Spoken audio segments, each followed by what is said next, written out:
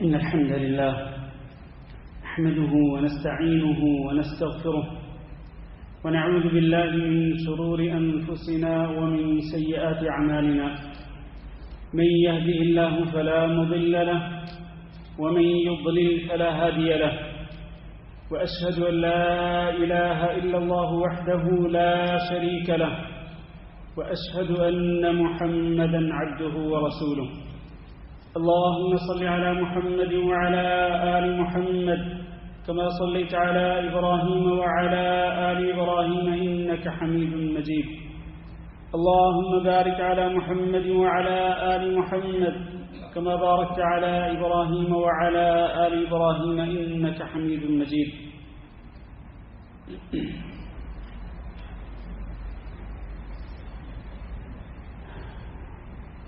يا أيها الذين آمنوا اتقوا الله حق تقاته ولا تموتن إلا وأنتم مسلمون.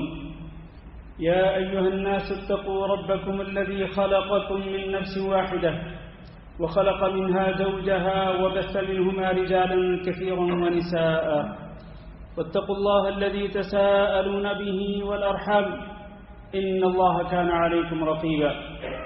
يا أيها الذين آمنوا اتقوا الله وقولوا قولا سديدا يصلح لكم أعمالكم ويغفر لكم ذنوبكم، ومن يطع الله ورسوله فقد فاز فوزا عظيما. أما بعد، فإن خير الحديث كتاب الله، وخير الهدي هدي محمد صلى الله عليه وسلم، وشر الأمور محدثاتها، وكل محدثة بدعة، وكل بدعة ضلالة، وكل ضلالة في النار. عزیز القدر بھائیوں اور دوستوں اور معززات ماؤں بہنوں بیٹیوں اور خواتین اسلام، آج کے خطبہ کی ابتدا میں صحیح بخاری کی ایک حدیث آپ کے سامنے عرض کرنا چاہتا ہوں، جس کے راوی حضرت ابو ہریرہ رضی اللہ تعالیٰ عنہ وہ بیان کرتے ہیں کہ نبی کریم صلی اللہ علیہ وسلم نے ارشاد فرمایا کہ اللہ رب العزت ارشاد فرماتا ہے کہ یؤذینی ابن آدم، کہ ابن آدم مجھے اذیت پہنچاتا ہے، ابن آدم مجھے تکلیف پہنچاتا ہے۔ کس طرح؟ یسب الدہر وانا الدہر، ابن آدم زمانے کو گالی دیتا ہے جبکہ میں ہی زمانہ ہوں، یعنی میں نے ہی زمانے کو پیدا کیا ہے، اور زمانے کے اندر یہ سال اور یہ مہینے میں نے بنائے ہیں، اور زمانے کے اندر یہ دن اور رات میں نے بنائے ہیں، اور دن اور رات کی گھڑیاں میں نے بنائی ہیں۔ تو زمانہ تو میں خود ہوں، میں خود اس کا پیدا کرنے والا ہوں۔ تو ابن آدم جب زمانے کو برا بھلا کہتا ہے، زمانے کو گالیاں دیتا ہے، تو وہ مجھے گالی دے رہا ہوتا ہے۔ اس طرح ابن آدم مجھے اذیت پہنچاتا ہے، اس طرح ابن آدم مجھے تکلیف پہنچاتا ہے۔ بید الامر، تمام کے تمام معاملات میرے ہاتھ میں۔ اللہ رب العزت کے ارشاد گرامی کے بید الامر، کہ سارے کے سارے معاملات کا اختیار میرے پاس ہے۔ اقلب اللیل والنہار، دن اور رات کو میں بدل بدل کے لاتا ہوں۔ کسی وقت دن ہوتا ہے، رات نہیں ہوتی، کسی وقت رات ہوتی ہے، دن نہیں ہوتا، اور پھر دن اور رات کے نظام کو میں نے بنایا ہے۔ کبھی دن بڑا کر دیتا ہوں، رات کو چھوٹا کر دیتا ہوں، اور کبھی اس کے بالکل برعکس، رات بہت بڑی لمبی ہو جاتی ہے اور دن مختصر ہو جاتا ہے، اور کبھی گرمی ہوتی ہے، کبھی سردی ہوتی ہے، کبھی کس قسم کا موسم ہوتا ہے، کبھی کس قسم کا موسم ہوتا ہے۔ یہ سارے کے سارے معاملات میرے ہاتھ میں ہیں۔ لہذا کسی بھی ابن آدم کو یا بنت آدم کو یہ حق حاصل نہیں کہ وہ زمانے کو یا زمانے کی کسی گھڑی کو وہ برا بھلا کہے یا زمانے کو وہ گالی گلوچ کرے۔ اگر وہ زمانے کو برا بھلا کہے گا تو وہ مجھے برا بھلا کہے گا، اور اس طرح مجھے اذیت پہنچائے گا۔ میرے عزیز بھائیوں، اس سے ایک تو یہ معلوم ہوتا ہے کہ کبھی بھی زمانے کو برا بھلا نہیں کہنا چاہیے۔ بعض لوگ کہتے ہیں کہ یار وہ فلاں بندہ جو ہے نا، اس پر بہت برا وقت آیا ہوا ہے، اس کا بہت برا وقت چل رہا ہے، یا پھر وہ اپنے بارے میں کہتا ہے کہ آج کل میرا وقت بہت برا چل رہا ہے، آج کل میرے ستارے گردش میں ہیں۔ گویا کہ وہ وقت کو منحوس سمجھتا ہے اور ستاروں کی گردش کی تاثیر کا قائل ہے کہ ستاروں کی گردش میرے حال احوال پر اثر انداز ہوتی ہے۔ میرے عزیز بھائیوں، اس طرح کبھی بھی زمانے کو یا زمانے کی کسی گھڑی کو برا بھلا نہیں کہنا چاہیے۔ اور آج چونکہ سفر کا مہینہ شروع ہو چکا ہے اور سفر کے مہینے کی آج دوسری تاریخ ہے، لوگ اس سفر کے مہینے کو بھی منحوس سمجھتے ہیں اور اس مہینے کو نحوست کا سبب سمجھتے ہیں۔ اس لیے لوگ اس مہینے کے اندر کوئی نیا کام شروع نہیں کرتے کہ اس مہینے میں اگر کوئی نیا کام شروع کریں گے تو اس کے اندر خیر و برکت نہیں ہوگی، اس کے اندر گھاٹا ہی گھاٹا ہوگا، اس کے اندر خسارہ ہی خسارہ ہوگا، اس کے اندر شر ہی شر ہوگا۔ لوگ اس مہینے کے اندر سفر نہیں کرتے، سفر کریں گے تو وہ ناکام ہوگا، اس کے اندر خیر و بھلائی نہیں ہوگی۔ لوگ اس مہینے کے اندر شادی نہیں کرتے کیونکہ اس مہینے میں اگر شادی کریں گے تو یہ شادی جو ہے وہ کامیاب نہیں ہوگی۔ لوگ اس مہینے کے اندر رشتے ناطے طے نہیں کرتے، فکس نہیں کرتے، اور وہ یہ سمجھتے ہیں کہ اگر اس مہینے کے اندر رشتے ناطے کریں گے تو وہ ناکام ہو جائیں گے۔ المہم یہ ہے میرے بھائیوں کہ اس مہینے کے متعلق بالکل جاہلیت والے عقیدے آج بھی مسلمانوں کے اندر موجود ہیں۔ جاہلیت میں یعنی اسلام کے آنے سے پہلے کفار میں، مشرکین میں جو عقیدہ پایا جاتا تھا اس سفر کے مہینے کے متعلق کہ وہ اس مہینے کو منحوس سمجھتے تھے، آج بالکل وہی جاہلیت کے کفار والا عقیدہ مسلمانوں کے اندر پایا جاتا ہے، اور وہ بلا دریغ، بلا ہچکچاہٹ وہ زمانے کو یا کسی مہینے کو منحوس سمجھتے ہیں اور زمانے کو یا زمانے کی کسی گھڑی کو وہ برا بھلا کہتے ہیں۔ اور توہم پرستی کی تو حد ہو گئی ہے۔ ہم لوگوں کی یعنی عقیدے کی کمزوری کا عالم یہ ہے، عقیدے کی کمزوری کا عالم یہ ہے کہ اگر ہم صبح گھر سے باہر نکلتے ہیں اور اگر سامنے سے آپ گاڑی پر جا رہے ہیں، سامنے سے اگر کالی بلی گزر گئی تو یہ سمجھ لیا کہ آج کا دن جو ہے وہ منحوس ہوگا، آج کے دن میں خیر کا کوئی پہلو باقی نہیں رہا، آج کا دن نقصان ہی نقصان ہوگا۔ اگر صبح سویرے کوئی فقیر، کوئی مسکین، کوئی مانگنے والا ٹکر گیا تو وہاں سے بھی یہ عقیدہ بنا لیا جاتا ہے کہ آج کا دن خیر سے نہیں گزرے گا۔ اور پھر توہم پرستی اس حد تک ہے کہ اگر لوگ نئی گاڑی خریدتے ہیں تو اس پر اپنا جوتا لٹکا دیا جاتا ہے، جوتا باندھ کر پھر وہ گاڑی کے اندر لٹکا دیا جاتا ہے۔ اور یہ اسی حوالے سے میں ایک بات کرتا چلوں کہ لوگ اگر لوگوں کی نظر بد سے بچنے کے لیے اپنی نئی گاڑی کو بچانا چاہتے ہیں لوگوں کی نظر بد سے اور گاڑی کے اندر جوتا لٹکاتے ہیں، تو یہاں یہ سوال بنتا ہے کہ آپ کے لیے گاڑی امپورٹنٹ ہے، گاڑی اہم ہے، یا پھر آپ خود زیادہ اہم ہیں؟ گاڑی کی ویلیو زیادہ ہے یا آپ کی اپنی ویلیو زیادہ ہے؟ ظاہر ہے اس کا جواب یہ ہوگا کہ خود انسان کی اپنی ویلیو زیادہ ہے۔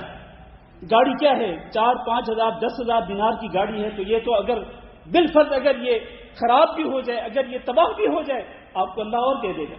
لیکن آپ کی زندگی زیادہ ویلیویبل ہے، آپ خود زیادہ اہم ہیں اپنے اہل و عیال کے لیے، اپنے خاندان کے لیے، اپنے بیوی بچوں کے لیے، تو پھر کیوں نہ ہو، چونکہ آپ زیادہ اہم ہیں اور آپ کو بھی تو نظر بد لگنے کا امکان ہے نا کہ آپ کو لوگوں کی نظر بد لگ سکتی ہے، تو پھر اپنے آپ کو بھی لوگوں کی نظر بد سے بچانے کے لیے وہ جوتا جو ہے وہ اپنے گلے میں لٹکا لیا کرے۔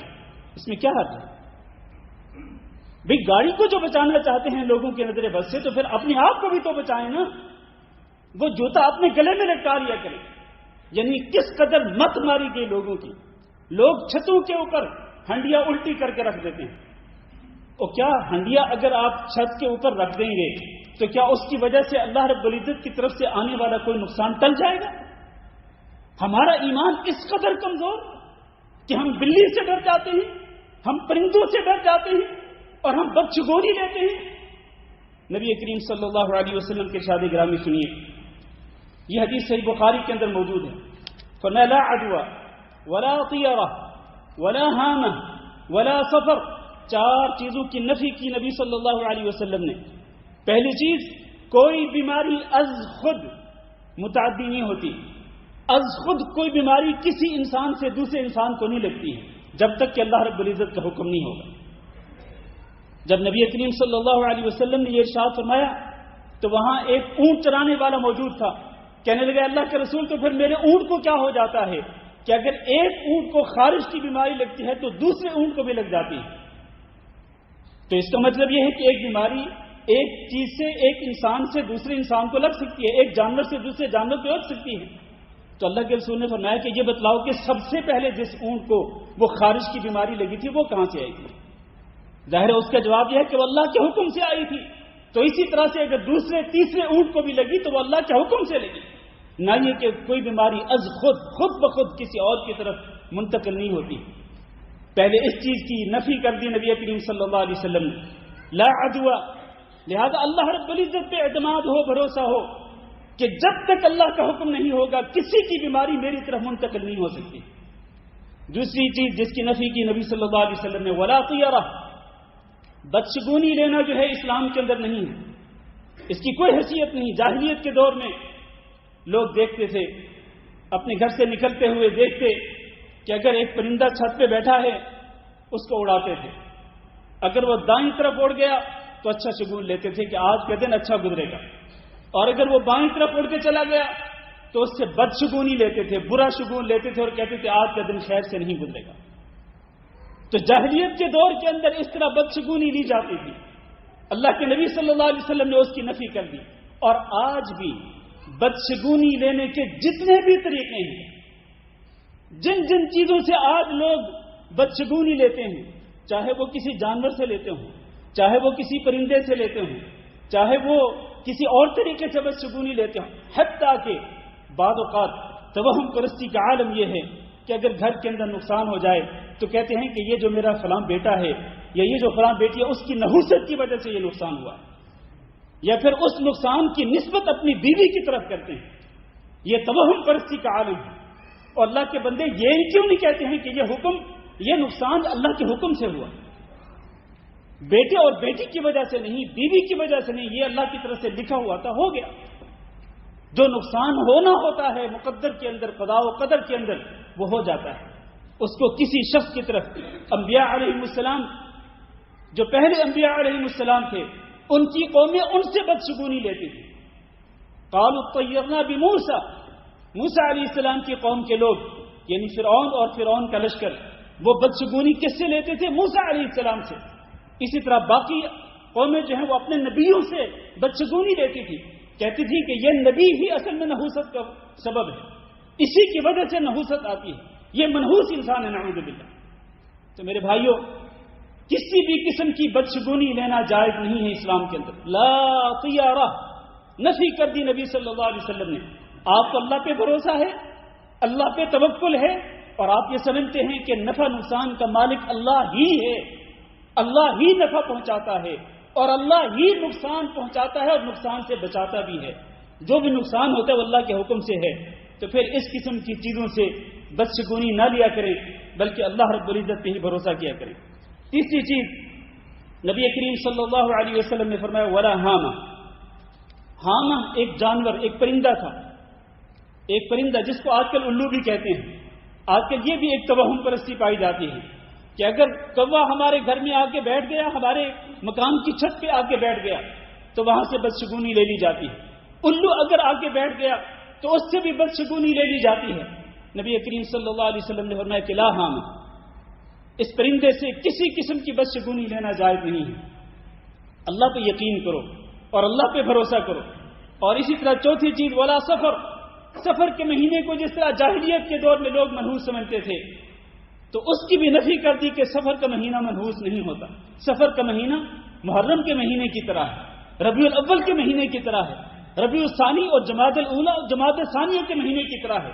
جس طرح باقی مہینوں کے اندر خیر بھی ہوتی ہے شر بھی ہوتا ہے, بالکل اسی طرح سے سفر کے مہینے کے اندر بھی خیر بھی ہوتی ہے شر بھی ہوتا ہے. اور خیر و شر کس کی طرف سے آتی ہے؟ اللہ رب العزت کی طرف سے. یہ تو ایمان کے ارکان میں سے ایک رکن ہے, ان تؤمن بالقدر خیرہ وشرہ من اللہ, کہ آپ کو اس بات پر یقین ہو کہ تقدیر چاہے اچھی ہو چاہے بری ہو وہ اللہ کی طرف سے آتی ہے. تو لہذا انسان کو اس طرح سفر کے مہینے کو منحوس نہیں سمجھنا چاہیے۔ میرے بھائیوں، نبی کریم صلی اللہ علیہ وسلم نے جب ان چاروں چیزوں کی نفی کر دی تو اصل میں یہ عقیدہ، اس کی تعلیم دلانا مقصود ہے کہ آپ مکمل طور پہ اللہ رب العزت پہ ہی بھروسہ کریں، کیونکہ اللہ رب العزت ہی نفع نقصان کا مالک ہے اور اللہ کے سوا کوئی نفع نقصان کا مالک نہیں، بلکہ اللہ رب العزت نے قرآن مجید کے اندر اس حقیقت کو اتنا کھول کھول کے بیان کیا ہے کہ نفع نقصان کسی کے بھی اختیار میں نہیں، حتیٰ کہ حضرت محمد صلی اللہ علیہ وسلم کی زبانی بھی یہ کہلوایا کہ قل لا املک لنفسی نفعا ولا ضرا الا ما شاء اللہ، آپ اس بات کا اعلان کر دیجئے محمد صلی اللہ علیہ وسلم کہ میں تو اپنی ذات کے لیے بھی نفع اور نقصان کے اختیار نہیں رکھتا، چاہے جائے کہ میں کسی اور کے لیے نفع نقصان کے اختیار رکھتا ہوں۔ اور جب اللہ کے نبی صلی اللہ علیہ وسلم اپنی ذات کے لیے نفع نقصان کے اختیار نہیں رکھتے تو اللہ کے نبی صلی اللہ علیہ وسلم سے کم تر کوئی بھی، چاہے کتنا بھی بڑا بزرگ کیوں نہ ہو، کتنا ولی کیوں نہ ہو اور کتنا پیر و مرشد کیوں نہ ہو، وہ کسی کے نفع نقصان کے اختیار کس طرح رکھتا ہوگا؟ لا یملکون لانفسهم نفعا ولا ضرا، سورۃ الفرقان کے اندر اللہ رب العزت نے اس بات کی نفی کر دی کہ یہ جن جن کو اللہ کے سوا پکارتے ہیں یہ تو اپنی ذات کے لیے بھی نفع نقصان کے اختیار نہیں رکھتے ہیں، چاہے کہ اپنے پکارنے والوں کو نفع، کسی قسم کا نفع پہنچا سکیں یا کسی قسم کے نقصان سے بچا سکیں۔ یہ عقیدے کا معاملہ ہے میرے عزیز بھائیوں، اس لیے اللہ رب العزت کی ذات پہ مکمل یقین رکھو اور اللہ رب العزت پہ ہی بھروسہ رکھو، اس لیے کہ اللہ رب العزت کے ناموں میں سے ایک نام ہے الوکیل۔ اللہ کے ناموں میں سے ایک نام کیا ہے؟ الوکیل، کیونکہ اللہ رب العزت نے قرآن مجید کے اندر ارشاد فرمایا حسبنا اللہ ونعم الوکیل، ہمیں اللہ ہی کافی ہے اور اللہ بہترین وکیل ہے۔ وکیل کس کو کہتے ہیں؟ وکیل اس کو کہتے ہیں جس کے سپرد کر دیں آپ اپنے تمام کے تمام معاملات کو، اور اپنے نفع نقصان کو اللہ کے سپرد کر دینا چاہیے، کیونکہ اللہ ہی اصل میں وکیل ہے، بہترین وکیل ہے، لہذا اپنے نفع نقصان کے تمام معاملات کو اللہ کے سپرد کر دینا چاہیے۔ اور پھر جب آپ اللہ رب العزت پہ بھروسہ کریں گے تو اللہ رب العزت کے ارشاد گرامی ہے کہ وَمَن يَتَوَكَّلْ عَلَى اللَّهِ فَهُوَ حَسْبُهُ، جو شخص اللہ رب العزت پہ توکل کر لیتا ہے، بھروسہ کر لیتا ہے۔ یاد رہے کہ توکل کس چیز کو کہتے ہیں؟ توکل اس چیز کا نام ہے کہ آپ صدق کے دل سے، اپنے دل کی گہرائی سے اللہ رب العزت پہ مکمل اعتماد، بھروسہ اور یقین کریں، اور اس کے ساتھ ساتھ آپ اسباب بھی اختیار کریں، اس کو توکل کہتے ہیں۔ تو جو اللہ رب العزت پہ اس طرح توکل کر لیتا ہے فَهُوَ حَسْبُهُ، اللہ اس کو کافی ہو جاتا ہے۔ پھر اللہ رب العزت اس کے جتنے بھی مفادات ہیں، جن جن چیزوں کے اندر اس کا نفع ہے، اس کا فائدہ ہے، وہ اللہ اس کو وہ چیزیں دے گا، اور جن جن چیزوں کے اندر نقصان کا کوئی پہلو ہے، شر کا کوئی پہلو ہے، اللہ رب العزت اس کو ان تمام کی تمام چیزوں سے بچائے گا۔ کیوں؟ اس لیے کہ اس کے دل کے اندر اللہ رب العزت پہ یقین ہے۔ اس لیے اللہ رب العزت نے قرآن مجید کے اندر یہ حکم دیا کہ فَاتَّخِذْهُ وَكِيلًا، ہمیشہ اللہ کو ہی وکیل بنایا کرو، اور ایک جگہ پہ تو منع کر دیا کہ لا تتخذوا من دونی وکیلا، مجھے چھوڑ کر کسی اور کو وکیل نہیں بنانا ہے۔ عام طور پر لوگ کہتے ہیں اللہ وکیل، اس کا کیا مطلب ہے؟ اس کا مطلب یہ کہ اللہ ہی ہے جو آپ کے لیے نفع نقصان کا اختیار رکھتا ہے، اور آپ کے لیے تمام مفادات، جتنے بھی فائدے کی باتیں ہیں، آپ کی مصلحت کی باتیں ہیں، وہ ساری کی ساری اللہ کے ہاتھ میں ہیں، اور جن جن چیزوں میں نقصانات کا کوئی پہلو ہے، شر کا کوئی پہلو ہے، وہ بھی اللہ کے ہاتھ میں ہے، لہذا اللہ وکیل ہے، ہمیشہ اللہ کو ہی وکیل بنائیں۔ حضرت یعقوب علیہ السلام نے جب اپنے بیٹوں کو روانہ کیا تھا مصر کی طرف، حضرت یوسف علیہ السلام کے بھائی بنیامین کے ساتھ، بنیامین اور ان کے ساتھ ان کے بھائی جب ان کو مصر کی طرف روانہ کیا تھا تو ایک احتیاطی تدبیر ان کو بتائی تھی۔ وہ احتیاطی تدبیر کیا تھی؟ انہوں نے کہا تھا کہ لا تدخلوا من باب واحد وادخلوا من ابواب متفرقہ، بیٹو تم ایک ہی دروازے سے داخل نہ ہونا، مختلف دروازوں سے داخل ہونا۔ یہ ایک تدبیری حکمت عملی تھی حضرت یعقوب علیہ السلام کی۔ یہ ایک سبب تھا ان کو نظر بد سے بچانے کے لیے، کیونکہ وہ سارے بیٹے ایک جیسے تھے، خوبصورت تھے، نوجوان تھے۔ اگر وہ ایک ہی دروازے سے داخل ہوتے تو ہو سکتا تھا کہ وہ بیٹے یا ان میں سے کوئی ایک نظر بد کا شکار ہو جائے۔ یعقوب علیہ السلام نے کہا کہ تم مختلف دروازوں سے داخل ہونا، لیکن یاد رکھنا ان الحکم الا للہ، فیصلے تو اللہ رب العزت کی طرف سے ہی ہوتے ہیں، یہ تو میری ایک تدبیر ہے نا، اور یہ احتیاطی تدبیر میں آپ کو بتلا رہا ہوں کہ مختلف دروازوں سے داخل ہونا، لیکن یاد رکھنا کہ فیصلہ اللہ رب العزت کا ہی چلے گا، لہذا علیہ توکلت وعلیہ فلیتوکل المتوکلون، میں نے بھی اللہ رب العزت پہ بھروسہ کیا ہے، اور ہر بھروسہ کرنے والوں کو، تمام کے تمام توکل کرنے والوں کو اللہ رب العزت کی ذات پہ ہی توکل کرنا چاہیے۔ تو اس سے یہ ثابت ہوتا ہے کہ انسان سبب اختیار کرے، وسیلہ اختیار کرنا مشروع ہے، اسباب اختیار کرنا توکل کے اندر شامل ہے، ورنہ کیا وجہ ہے کہ نبی کریم صلی اللہ علیہ وسلم جب معراج کے موقع پر تشریف لے جا رہے تھے تو آپ صلی اللہ علیہ وسلم نے اپنی سواری براق کو اس درخت کے نیچے باندھ دیا تھا جس درخت کے نیچے انبیاء اپنی سواریوں کو باندھا کرتے تھے۔ کیا وجہ تھی اس کی؟ کیا اللہ کے نبی صلی اللہ علیہ وسلم کو کوئی اس قسم کا شک تھا کہ کہیں ایسا نہ ہو کہ میں اندر جاؤں مسجد اقصی کے اندر نماز پڑھنے کے لیے اور پیچھے سے یہ سواری غائب ہو جائے؟ وہ تو سواری بھیجی ہوئی اللہ رب العزت کی طرف سے تھی، اس کے تو بھاگنے کا تصور بھی نہیں ہو سکتا تھا۔ اللہ کے نبی کو یقین تھا، لیکن نبی صلی اللہ علیہ وسلم نے وہاں پر سبب اختیار کیا اور اس کو باندھ کر اللہ رب العزت پہ بھروسہ کیا۔ اسی لیے ایک صحابی نے پوچھا تھا نبی صلی اللہ علیہ وسلم سے کہ اللہ کے نبی، میں سواری کو باندھوں اور اللہ پہ توکل کروں یا پھر سواری کو چھوڑ دوں اور اللہ پہ بھروسہ کروں؟ تو اللہ کے نبی نے کیا فرمایا تھا؟ فرمایا تھا اعقلھا وتوکل، کہ سواری کو پہلے باندھو، اسباب اختیار کرو اور پھر اللہ رب العزت پہ بھروسہ کرو۔ لہذا اسباب اختیار کرنے چاہیے، لیکن اسباب اختیار کرتے ہوئے دل کے اندر اعتماد، یقین، بھروسہ وہ پورے کا پورا اللہ رب العزت کی ذات گرامی پر ہونا چاہیے۔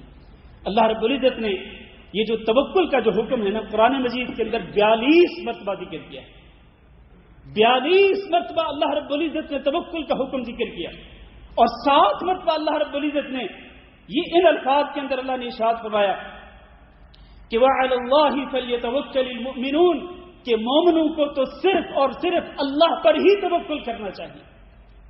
اور اللہ رب العزت نے اپنے نبی صلی اللہ علیہ وسلم کو حکم دیا کہ فَإِذَا عَزَمْتَ فَتَوَكَّلْ عَلَى اللَّهِ، جب عزم کر لو کسی کام کے کرنے کا، پھر کوئی بدشگونی کسی چیز کو دیکھ کر، کوئی خبر سن کر نہیں، اس کی کوئی حیثیت نہیں ہے، پھر اللہ پہ بھروسہ کر لو، اللہ پہ بھروسہ کر کے پھر چل نکلو۔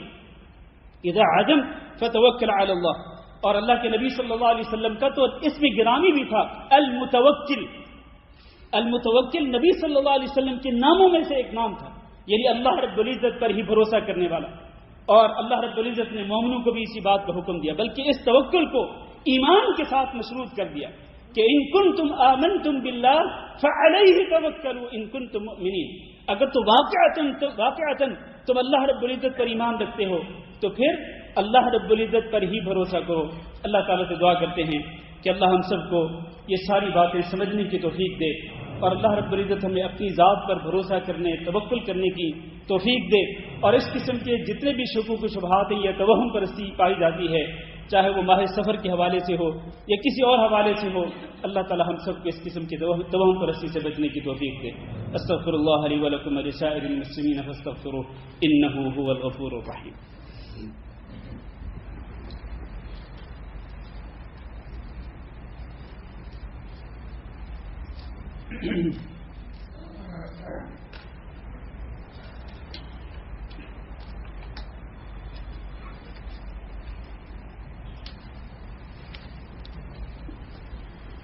إن الحمد لله نحمده ونستعينه ونستغفره ونعوذ بالله من شرور أنفسنا ومن سيئات أعمالنا، من يهده الله فلا مضل له ومن يضلل فلا هادي له، وأشهد أن لا إله إلا الله وحده لا شريك له، وأشهد أن محمدا عبده ورسوله۔ اللهم صل على محمد وعلى آل محمد كما صليت على إبراهيم وعلى آل إبراهيم إنك حميد مجيد۔ اللهم بارك على محمد وعلى آل محمد كما باركت على إبراهيم وعلى آل إبراهيم إنك حميد مجيد۔ اما بعد، میرے عزیز بھائیو اور دوستو، اللہ رب العزت پر توکل کا جو موضوع ہے یہ بہت ہی طویل موضوع ہے، اس میں کئی چیزیں ایسی ہیں جن کو بیان کرنا چاہیے۔ مثال کے طور پر توکل کی حقیقت کیا ہے، اور توکل کی اہمیت اور قدر و منزلت کیا ہے، اور اسی طرح توکل کس کس موقع پہ کرنا چاہیے، یہ بہت ہی اہم پوائنٹ ہے اس موضوع کا۔ ویسے تو انسان کو ہمیشہ ہر گھڑی اللہ رب العزت پر ہی بھروسہ کرنا چاہیے، لیکن کچھ خاص مواقع ایسے ہوتے ہیں کہ ان خاص مواقع پر اللہ رب العزت پر بھروسہ کرنا، توکل کرنا انتہائی ضروری ہوتا ہے۔ تو وہ کون سے مواقع ہیں، یہ ایک لمبا موضوع ہے۔ پھر اسی طرح توکل کے ثمرات کیا ہیں؟ اگر آپ اللہ رب العزت پہ توکل کریں گے تو اس کے ثمرات اور فوائد آپ کو کیا حاصل ہوں گے۔ لیکن آج چونکہ موسم اس قسم کا ہے کہ باہر بہت زیادہ رطوبہ ہے، باہر رکنا بھی 1 منٹ کے لیے بھی رکنا بہت ہی مشکل ہے، تو میں اپنے موضوع کو یہیں پر سمیٹتا ہوں، بس اتنی سی بات کرتے ہوئے کہ خاص طور پر انسان جب رزق کی تلاش میں نکلے تو اس کو چاہیے کہ وہ گھر سے نکلتے ہوئے اللہ رب العزت پہ بھروسہ کر کے نکلے، اور گھر سے نکلتے ہوئے وہ یہ دعا پڑھ کے نکلے کہ بسم اللہ توکلت علی اللہ ولا حول ولا قوت الا باللہ۔ نبی کریم صلی اللہ علیہ وسلم نے ارشاد فرمایا کہ جب انسان گھر سے نکلتا ہے اور وہ اس طرح یہ دعا پڑھ کر اللہ رب العزت پہ بھروسہ کر کے نکلتا ہے تو اس کو کہہ دیا جاتا ہے کہ قد کفیت ہدیت وکفیت ووقیت، کہ اللہ تعالیٰ نے تیری رہنمائی کر دی، تیری رہنمائی کر دی گئی اور تجھے تمام چیزوں کے شر سے بچا لیا گیا۔ جتنی بھی چیزیں ہیں، جن چیزوں سے انسان عموماً بدشگونی لیتا ہے یا توہم پرستی کے اندر مبتلا ہو جاتا ہے، ان تمام کی تمام چیزوں کے شر سے آپ کو بچا دیا گیا، اس لیے کہ آپ نے گھر سے نکلتے ہوئے اللہ پہ بھروسہ کر کے یہ دعا پڑھی تھی، اللہ پہ توکل کر کے، اللہ پہ یقین کر کے آپ نے یہ دعا پڑھی تھی، تو اس کو کہہ دیا جاتا ہے کہ تیری رہنمائی کر دی گئی اور تجھے ہر چیز کے شر سے بچا لیا گیا، ہر قسم کے نقصان سے تیری حفاظت کر دی گئی، اور حتیٰ کہ شیطان بھی اس سے ہٹ جاتے ہیں، اس کے راستے سے ہٹ جاتے ہیں، اور ایک شیطان دوسرے شیطان سے کہتا ہے کہ تو اس انسان کے سامنے کیسے آئے گا جبکہ اس کی رہنمائی کر دی گئی اور اس کو ہر قسم کے شر سے بچا لیا گیا۔ لہذا گھر سے نکلتے ہوئے یہ دعا ضرور پڑھا کریں جب بھی گھر سے نکلے۔ دوسری بات یہ ہے کہ رزق کی تلاش کے اندر اللہ رب العزت پہ بھروسہ کریں، اسباب جو جائز اسباب ہیں، جو جائز وسائل ہیں وہ ضرور اختیار کریں، لیکن بھروسہ ان اسباب اور وسائل پہ نہیں ہونا چاہیے، بھروسہ اللہ رب العزت کی ذات پہ ہونا چاہیے، کیونکہ اللہ ہی رزاق ہے اور اللہ کے اختیار میں ہے کہ اللہ یبسط الرزق لمن یشاء ویقدر، اللہ جس کو چاہتا ہے فراوانی کے ساتھ کھلا رزق دیتا ہے اور جس کو چاہتا ہے ایک اندازے کے ساتھ دیتا ہے، یہ اختیار اللہ رب العزت کے پاس ہے۔ لہذا اللہ تعالیٰ سے رزق تلاش کریں، اسباب ضرور اختیار کریں، لیکن دل کے اندر اللہ رب العزت پہ بھروسہ رکھیں۔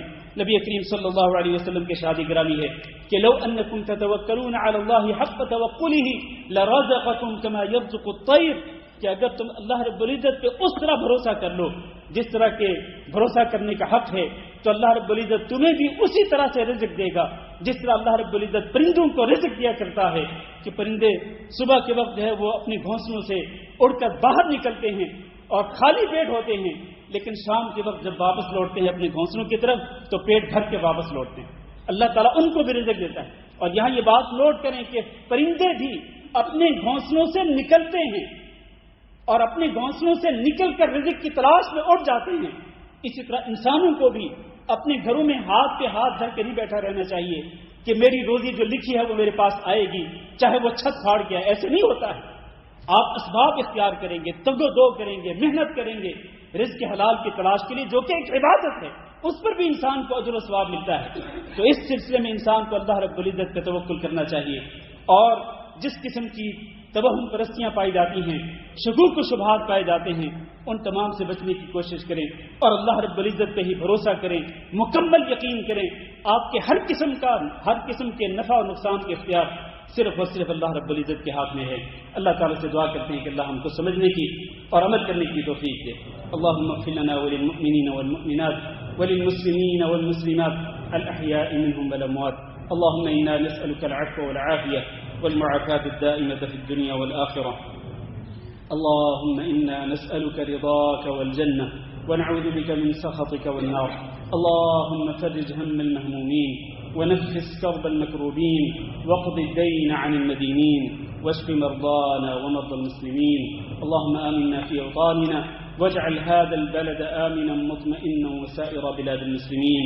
عباد الله، إن الله يأمر بالعدل والإحسان وإيتاء ذي القربى وينهى عن الفحشاء والمنكر والبغي يعظكم لعلكم تذكرون. سبحان ربك رب العزة عما يصفون وسلام على المرسلين والحمد لله رب العالمين.